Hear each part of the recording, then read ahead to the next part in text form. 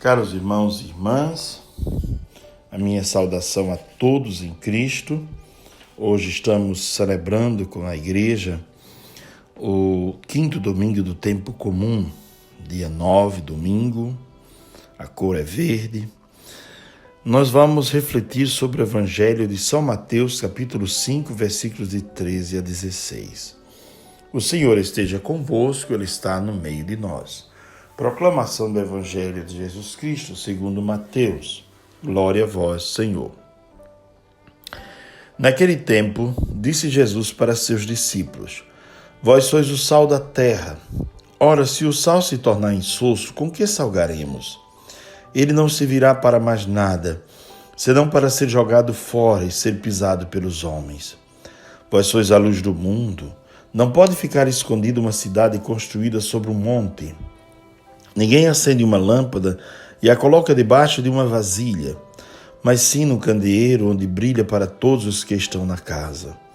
Assim também brilha a vossa luz diante dos homens, para que vejam vossas boas obras e louvem o vosso Pai que está nos céus. Palavra da salvação, glória a vós, Senhor. Caros irmãos e irmãs, nós estamos diante de um dos textos muito populares da Bíblia, que é esse comentário de Jesus. Esse texto vem logo depois das bem-aventuranças. E Jesus, depois de proclamar o caminho da felicidade, o caminho da salvação, o caminho da graça, as bem-aventuranças, ele então fala na perenidade desse testemunho que deve ser dado pelos apóstolos. Primeiro ele diz, vocês são sal, e depois diz, vocês são luz. Duas imagens muito fortes para entender o valor desse empenho que o discípulo deve ter na sua transformação pessoal e no seu testemunho. O que significa o sal? Naquela época, o sal era algo muito precioso, já que não tinha geladeira, não é? Então, naquela época, o sal servia para que os alimentos não apodrecessem. Até pouco tempo atrás, nós colocávamos a carne salgada pendurada em um arame no muro, né, ou na cozinha, não é? Para preservar, para conservar a carne, porque não havia geladeira. A geladeira não era algo acessível. Então o sal serve para conservar. O sal serve também para dar sabor.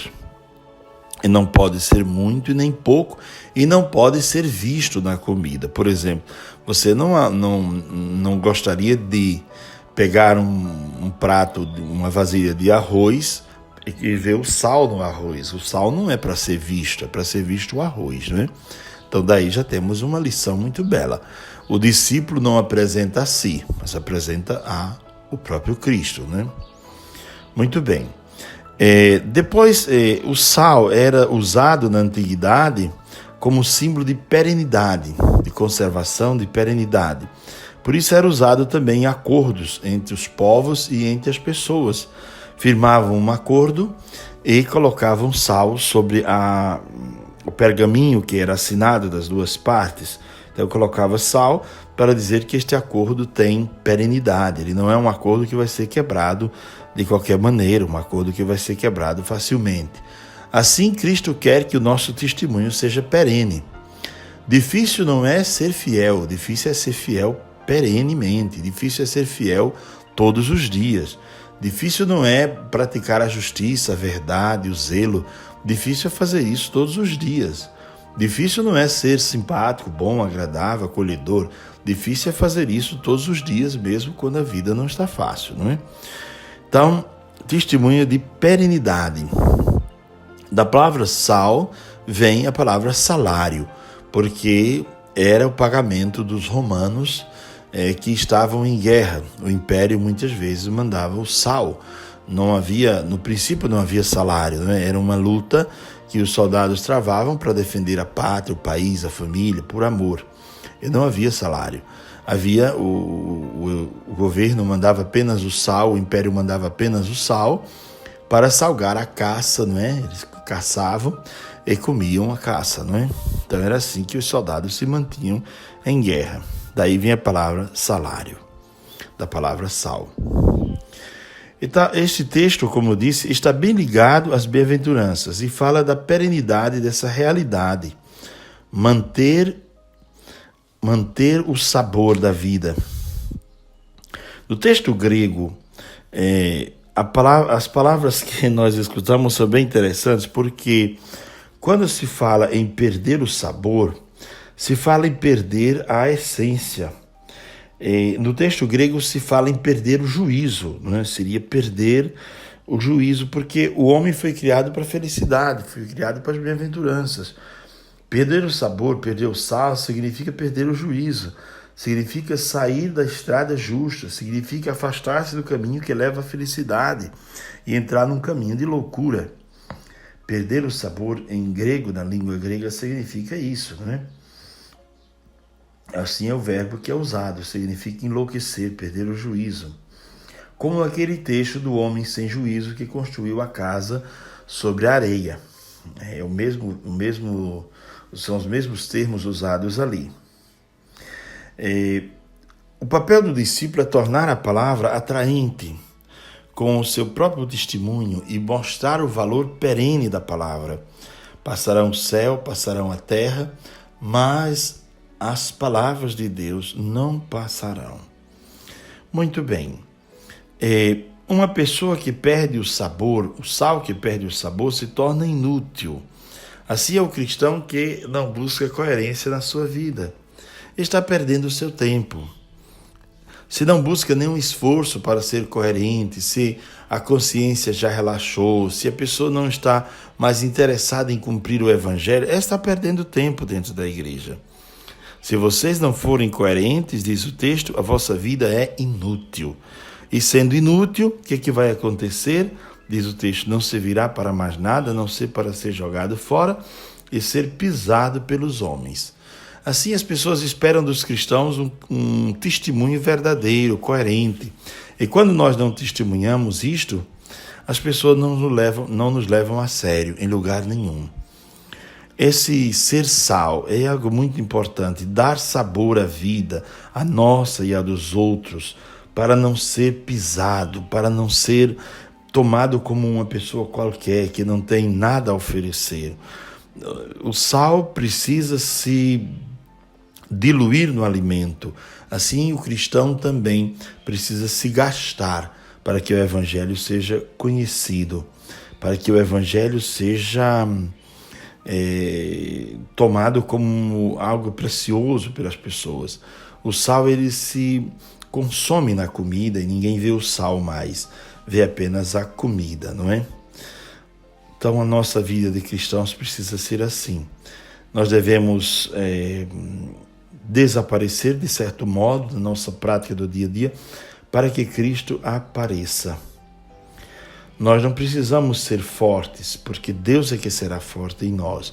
Não precisamos mostrar sabedoria, porque Deus será sábio em nós com o seu Espírito Santo. Então é Ele que vai nos capacitar para nos tornarmos discípulos credíveis. Esta é a questão, sermos discípulos que o mundo creia. A segunda comparação que Jesus faz ele diz, vocês são a luz do mundo. Para os antigos, Jerusalém era a luz do mundo, era a cidade onde Deus morava, no templo, e a cidade que, construída sobre um alto, iluminava o mundo inteiro. Então Jesus diz, olha, não é uma cidade que é luz do mundo, e não é também, não são leis, não são regras, não são preceitos, são pessoas que são a luz do mundo. Se estiverem ligadas à grande luz que sou eu. Jesus diz, eu sou a luz do mundo, quem me segue não andará nas trevas, mas terá a luz da vida. Então ele é a luz do mundo. Quem estiver ligado a ele, que é a luz do mundo, será luz também. Em seus ambientes de trabalho, por onde passar, será luz para os outros. A luz é algo muito precioso. A luz, ela orienta, ela ilumina, ela transforma as trevas em vida. Ela entusiasma, ela ilumina os ambientes. Nós podemos ser luz para os outros pela nossa coerência, pela profundidade com a qual tratamos as questões, pela sabedoria que buscamos viver, pelo testemunho e pelo comportamento. Precisamos ser luz. O mundo precisa de pessoas que sejam luzes. A luz não é uma cidade, repito. A luz também não está nos códigos da lei. A luz é alguém, a luz é Cristo e somos nós. E ele dá um exemplo de uma cidade visível, construída sobre o monte.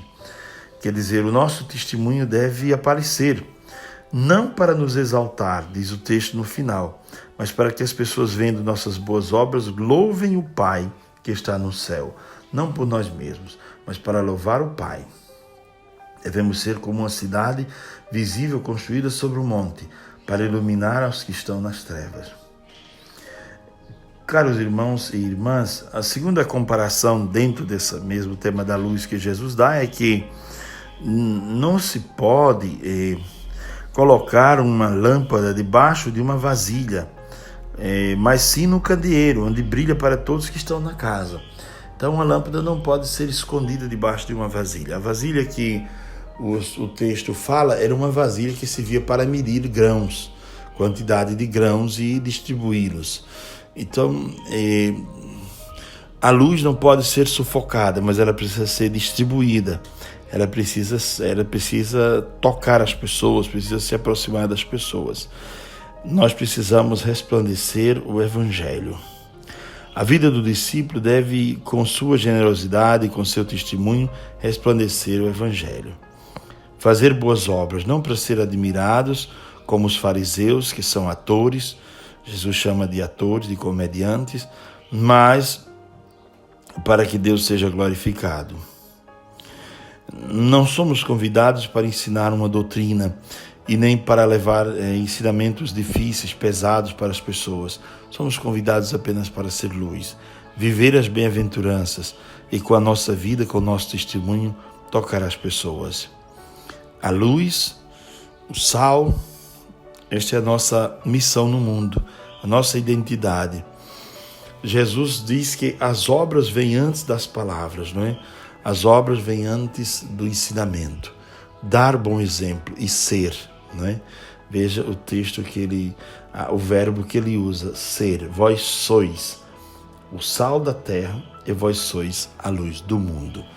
Que o Senhor nos ajude nesse domingo e nessa semana que estamos apenas começando a pensar sobre isso, que nós temos uma missão no mundo, ser luz, ser sal e ser fermento.